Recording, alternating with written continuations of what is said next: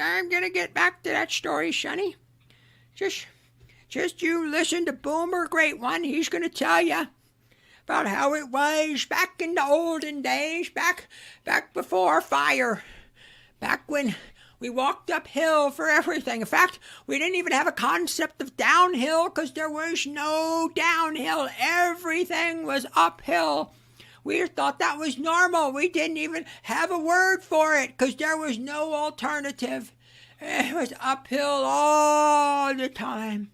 You just need to reach down and grab yourselves by your bootstraps and pull yourselves up, Sonny. Because when I was your age, I bought a house for $25,000.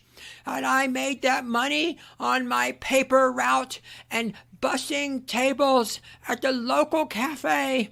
And if I could do it, you can do it too. You just need to reach down and pull yourself up and just buckle up there, buckaroo. God, I hate boomers. I love it when bad things happen to bad people or bad things happen to lazy people. And it's really awesome when the bad things that happen to bad and or lazy people is at their own doing. And I did a video not too long ago. God, I can't remember if it was original or someone had a request. Uh, and it was the phenomenon where guys can go through and girls too, but you can go through a spectacular divorce, like just get obliterated, wiped out.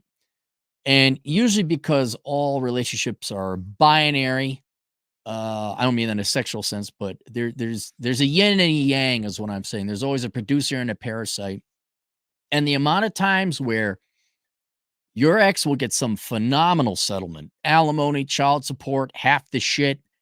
And 5 years later, even though you're wiped out, living in a car, a la Terrence Pop over at redonkulous.com, check them out.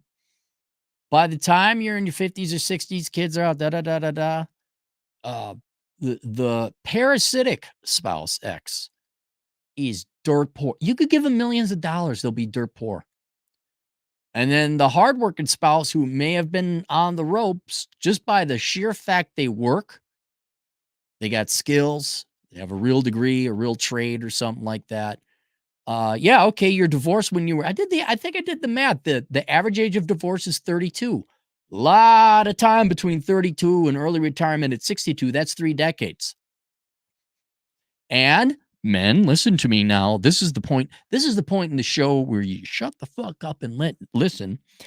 And if you're going to tattoo something on your body, this is what you tattoo. And as long as you don't get married again, yeah, all of a sudden the stories start coming out. Yeah, my ex divorced 25 years ago. She took half my retirement, this and that, got the house, what, da, da, da, da, da. Well, now she's on her third divorce, destitute, has no money, bunch of crap in the house, blew through all the money, and now I'm sitting on 500,000. So a lot of those stories came out. And I just want to read through some of them because I like good news. Do you like good news? I like good news. I like it when bad things happen to bad and or lazy people, especially at their own doing. And so if you'll bear with me as I go through the comments section and try to find it. Here's one. When I was a teenager, we had a next door neighbor lady whose husband died, left her the house and some limited money. About 6 years later, she was broke. The house was foreclosed and she moved away to live with her adult daughter. Back then, I couldn't understand how it happened because I didn't need to. I do now.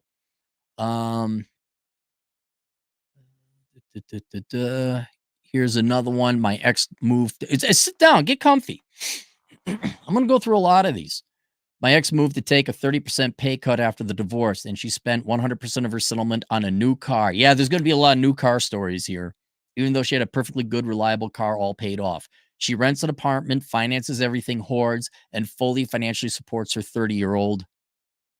Do I add more? 30-year-old, and it ends. This isn't a story. This phenomenon is very widespread and oftentimes not talked about in men's circles enough. Men do recover, even flourish again, while it's the exact opposite for women, especially in the long run, right? And generally that's been the case. There's been a couple stories from gals who's, men can piss away the money too. where their exes. But again, it's the producer parasite dichotomy. You're either a producer or a parasite. If you're a parasite and you don't have your host, good luck. Here's a whole bunch of blood. Don't drink it all in one shot. Meet it out a little bit. Brand new car. I'm gonna suck out half the blood. House in the burbs. Gonna suck out all the blood. I ran out of blood to parasite and suck off of. Too fucking bad. I divorced my ex-wife in 2015. Within 5 years, I was back on top. Credit score is back up to 801. Retired early, living my best life. Here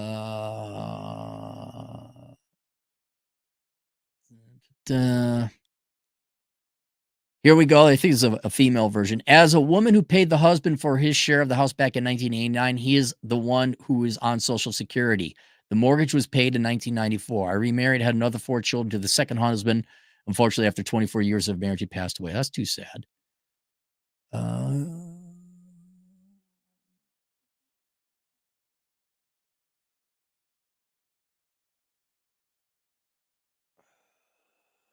Okay, here's another one. I met this woman yesterday. Divorced, got the condo in Boston and some cash. Sold the condo, bought a Jaguar and a house on Cape Cod. Yeah, I've never been there, but I know that's expensive. Now poor and filled with anxiety. Can't figure out why she ain't happy. Cars and houses, they just fall from the sky. They just fall from the sky. There's no maintenance. There's no mortgage. They just fall from the sky. No.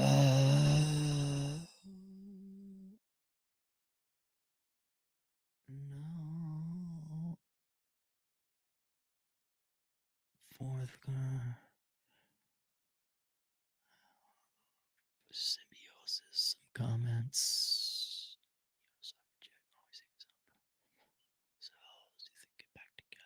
Do you think we could get back together after wasting your time, taking the house, mudding your reputation, and wasting away at least half your money?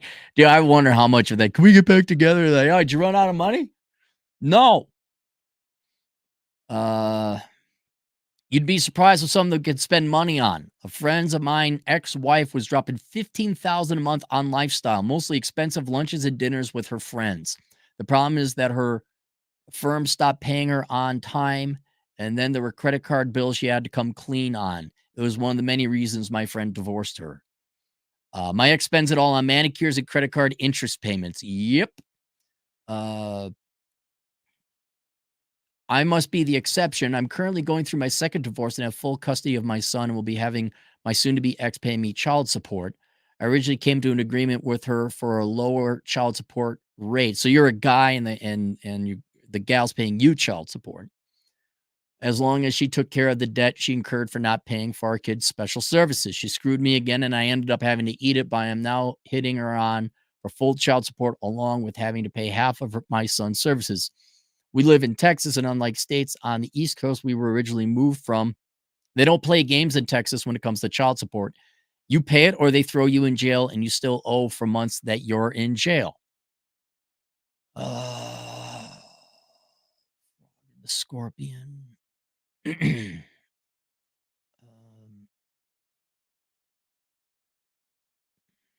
Watch this happen to a buddy of mine. Oh, this is a long one. Watch this happen to a buddy of mine. His ex cried the blues in family court. Stay-at-home mom, no visible means of support, etc. The judge bought it, and she was awarded a very generous spousal support, but for 3 years only, as this would be the time for her to enroll in community college to learn a trade so she could be self-sufficient. Added to this, the child support just financially crippled my buddy. He lived, this is the classic story. He lived in a fold-out couch at his parents' place with about $200 left over each month. He worked like a dog, got a promotion at work, and never missed a payment. You know what's interesting about these stories is I've always said to have excellent results, you must go through a galvanizing process. You must be absolutely destroyed, broken down, and reconstituted like a strong sword with the starting out as raw iron that goes through the furnaces and you get galvanized with carbon and turned into steel.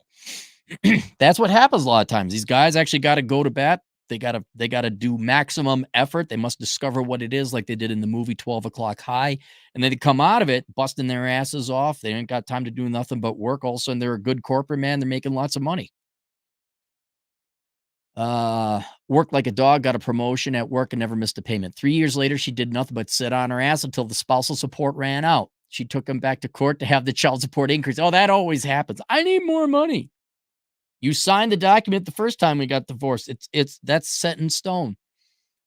And had her next victim lined up to move in. He took off when she got pregnant, and his ex had the audacity to try and get child support increased again to pay for a baby that wasn't even my buddy's. She lost that battle, no surprise there. See, why even get involved in that shit, man? Like, why you just dude, I've known several people within my life where the divorce happened and you think, okay, the divorce is final. That's it. Nope, they come back for more. And that you got to be dragged back to court just because she didn't manage her money right. She ended up living on welfare, while making my buddy's daughter's life a living hell. Yeah, don't even get me started about the kids. The daughter ended up living with her dad when she turned 16, which probably saved her.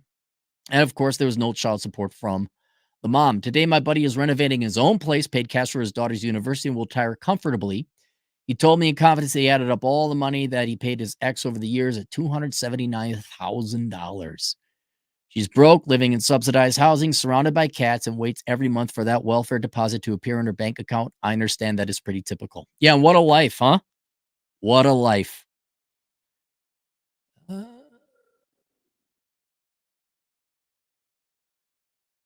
Yep, no kids. I bought her out of the house and paid monthly for 4 years, all in about $250,000. She was broke within 5 years after the last payment.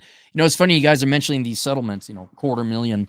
When I did the numbers for the book of numbers, analyzing ROI, the pursuit of women, and this is the Better Bachelor edition. There is a forward by Joker in that one.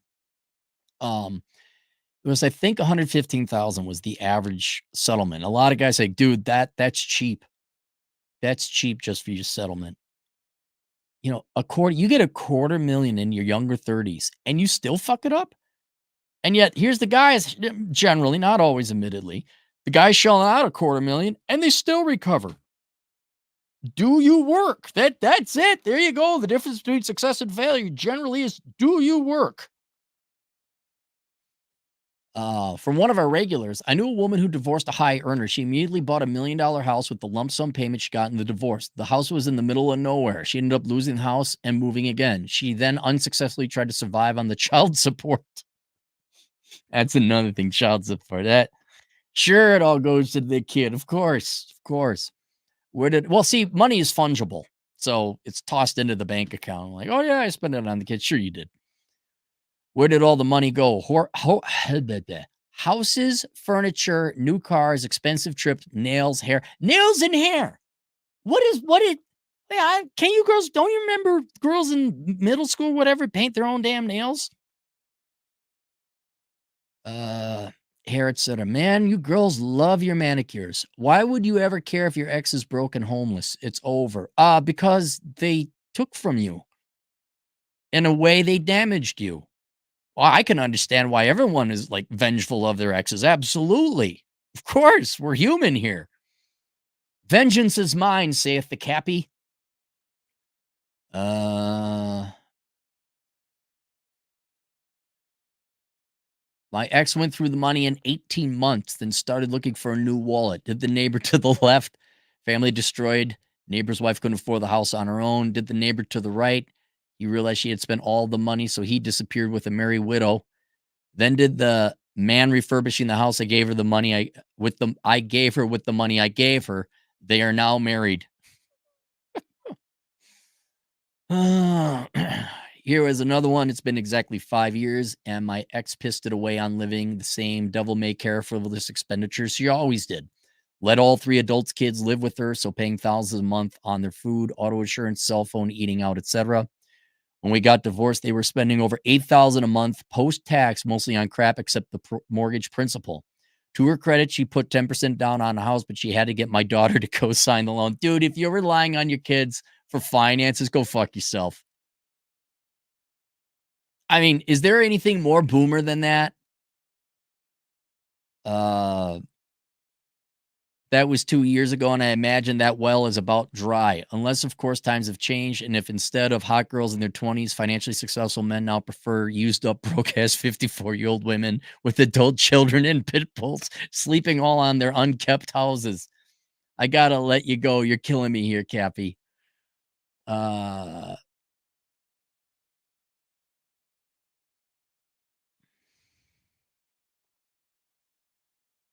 Here's another story. My ex has rich parents and never cared to save for retirement. I can only assume he was okay. So here's a gal where the guy pissed it away. He was waiting out the clock for an inheritance. I don't have rich parents, so I have to make sure I can take care of myself. When I sat him down to try to jointly budget, he would get mad, like I was asking him to lower myself. My ex bought 5 cars in 7 years, then the end of our mortgage. Bought the last car behind my back prior to us separating. 2 years post-divorce, I have a ton of equity in my home, 6-figure retirement account at age 40, paid for car, and 1 year's worth of saving in my emergency fund. My ex is 80,000 underwater in a home he bought. Yeah, mom and dad cut off the money, or mom and dad never had the money, it just looked like they did. That's very common, especially in the everyday I need attention. My ex is 80,000 underwater on a home he bought, broke, and had to sell his vehicle to cover a pet health emergency. Oh man, those people. My cat needed kidney surgery. Get a 22 and end it. I mean, come on, man. Just recently, he texted me a photo of a new Subaru. I assume is either his parents or paid for or he financed. I roll my eyes. Ladies, I'm not trying to criticize, just to help you out for girls. Girls, you really need to assess. There's a course out there that I should put together for women on how to genuinely assess whether the man is productive or not. Not rich or not, productive or not. Because it's not whether his parents have money. It's whether he can generate money. That's what you really want. And girls are very bad at assessing a man's, well, one, his true wealth, and then his ability to generate wealth. Most people, oh, he's got money because he has a nice car.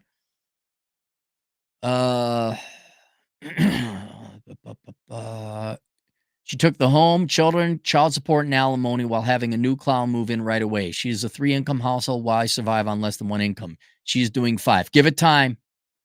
Give it time. My ex replaced her vehicles every year like a cell phone until she ran out of money. I have no idea what else she had, but I refused to return to making the money I was before marriage because I was told she could get more from me. I became a minimalist after divorce. Yep.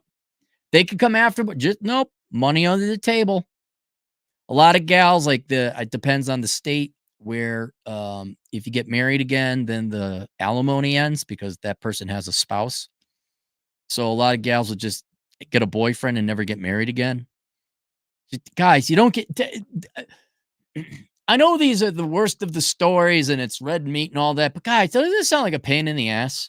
What if there was a way to get the benefits of marriage without the risk? It's called, committed relationship, and fuck no, we're never getting married. And we're moving to this state where it will never be recognized. Oh, by the way, I don't own anything. My mom has it all, and the trust of mom. So you're with me because you want to be with me or not. And you will not get paid to divorce me. And finally, they always come back for more. There you are. There you are. Those stories gave me warm fuzzies in my heart. Just like I love seeing, I can't afford an income, my God. I got college loans and 2 kids from 2 different dads and my journalism degree. I love hearing these stories. I love but ain't my fixed income. Love those stories. I love them all. It warms me. It sustains me. What I got linked below? What the hell do I have linked below? Hang on. Can I do this? Give me a second here, guys. No, I can't do that. The Book of Numbers analyzed. Oh, that's why I got two books below. The Book of Numbers analyzing the ROI in the pursuit of women. Yes, I know some men are financially losers too. Ladies, you could read that book and read. I think it's chapter 5. You can kind of reverse engineer the figures as to how bad how few good men are out there too. It's chapter 5. I had to look it up recently. Guys, just please, for the love of God. Really? You're enslaved for 20 years. You are a slave. That is the risk. I'm not being facetious. I'm not exaggerating. I'm not trying to be clickbaity. Marriage right now is a 50% shot of you being a slave part-time for a certain amount of time. There is no reason to take the risks involved, the financial risks of marriage. It just isn't worth it. And I don't see what the upside is because you can get everything you want outside of marriage. You just don't have to get married. X is broke. I didn't know you had an ex. No. X is broke. No, say it isn't so. Sounds like a personal problem to me. Yes, it is. It is a them problem. Sounds like a you problem.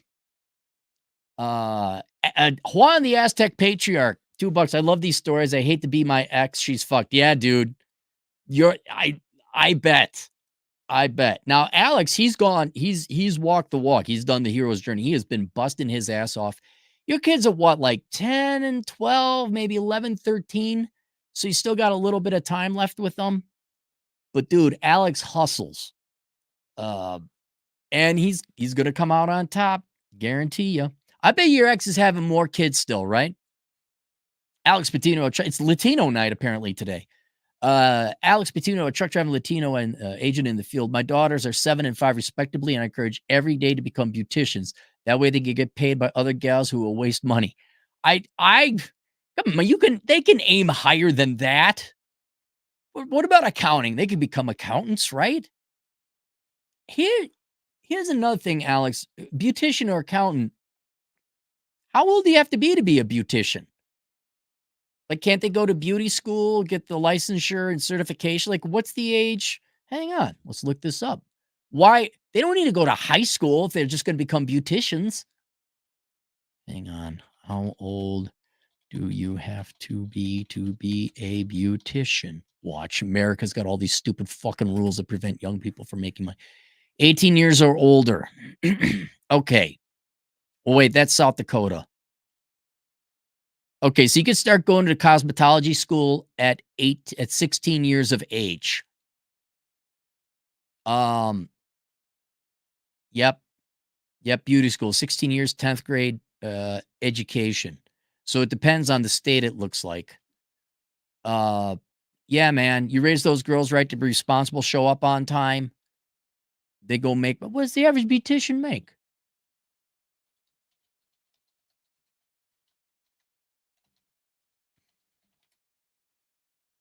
$20 an hour here in in South Dakota. Yeah, obviously that's going to vary depending on where you are. They're not making that much money. You can have them do better than that. I mean, unless they got a real knack for it. I think they should become accountants. I think that's perfectly within their ability. John Lurkey Smith, new guy, $5. When I was 26 years old, a 60-year-old woman expressed interest in me.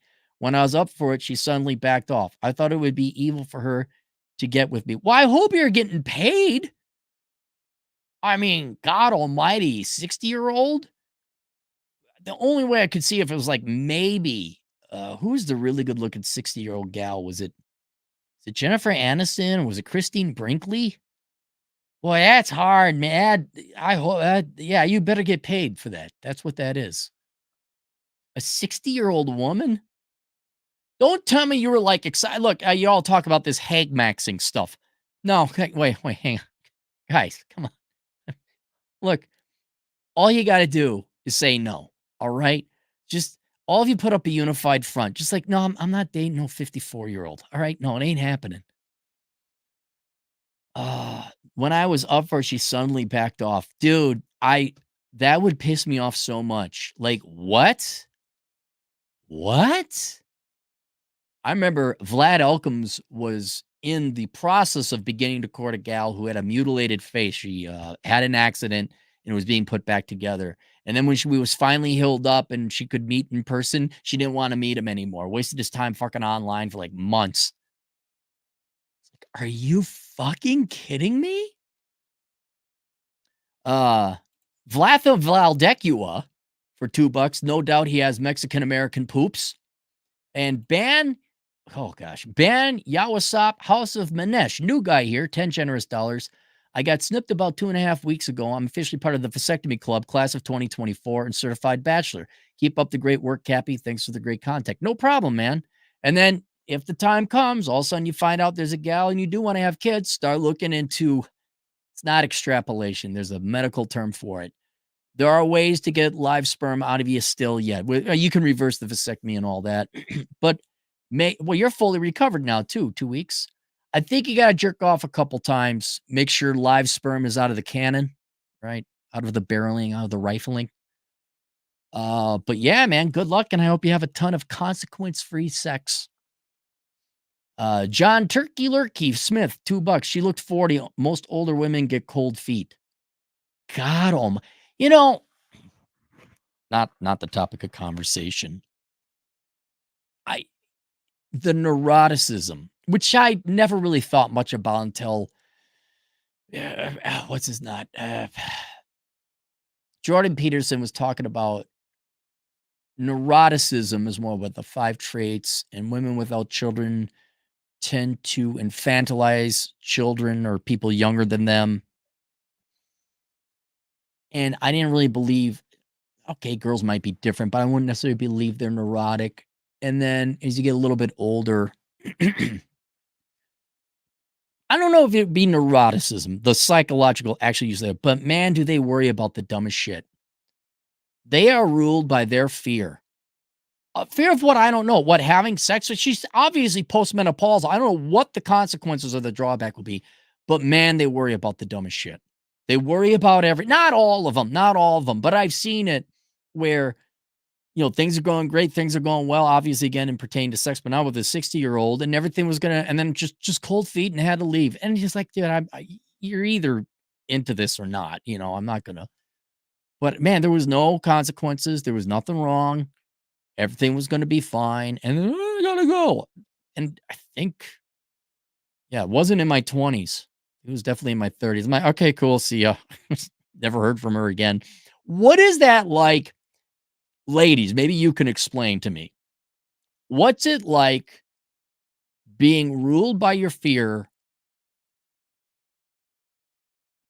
that something that I would imagine is somewhat important in life, maybe not, like sex or roller coaster rides? Like, what do you, something that's slightly risque, but a lot of fun? What's it like living in fear all the time? And then by the time you're old, it's over. Like, certainly when you're old and you can't have kids anymore, you're not physically attractive and you're just old and you could have had sex with attractive men. What's that like? You passed it up because you were afraid. Or you could have done the roller coaster ride, but you were afraid. You could have done, I'm trying to think of anything. Hang gliding or not hang gliding. What do we jump out of a plane? Parachuting. What William Shatner of all people has a great song called Live Life Like You're Gonna Die Because You're Gonna. And the whole thing is, why didn't you taste it? Why didn't you make it? And then you're gonna die. And I'm not saying he made the wrong choices. Is obviously at that moment in time, you derived more value out of the comfort of not taking action and maintaining the status quo versus taking action and having an experience. I guess that the experience would be bad or you wouldn't enjoy it or something like it. It's just like, wow, living in such fear. And okay, that's a much more stable and safe and tight bell distribution curve life. But and you gals regret it at the end. You're like, oh no, that was the right choice. I made the right, or it would have been great, but I just couldn't have. What is it like to be ruled by fear? Fear of what I gotta view as fun. Oh, I can't learn to ride a motorcycle. I can't, whatever. I, man, if I'm 60 and a 26-year-old girl wants to bang me, you're goddamn right. in a nanosecond. And then I'd be in the nursing home when I banged a 26-year-old. Oh, you fucking dirty dog. I know. Just that beaker mentality. Oh, have a drink. Oh, I don't have a drink. I don't have, it's not, I do not. I'm going to make the choice to not have your neuroticism bother me right now. You do you, man. I'm just going to be totally chill. It's all right. That's okay. You can go home. We'll get you a cab. That's fine. You can go home. Every once in a while, you get the email. I'm really sorry. But no talkie. No talk. That's all right. The door has closed, though. I'm like, get the fuck out of here. I'd be down to the skin and all like nervous and tense. Remember, you get the nervous, tense guy. Okay, no, and I've ended. You know what? Why don't we just relax? Why don't you have a drink? You can go home. And it's just this is not fun for me either. This is going to be a pain for you. We'll just go. All right, that's it. Questions, answers, assholeconsulting.com. We'll see you later, Toodles.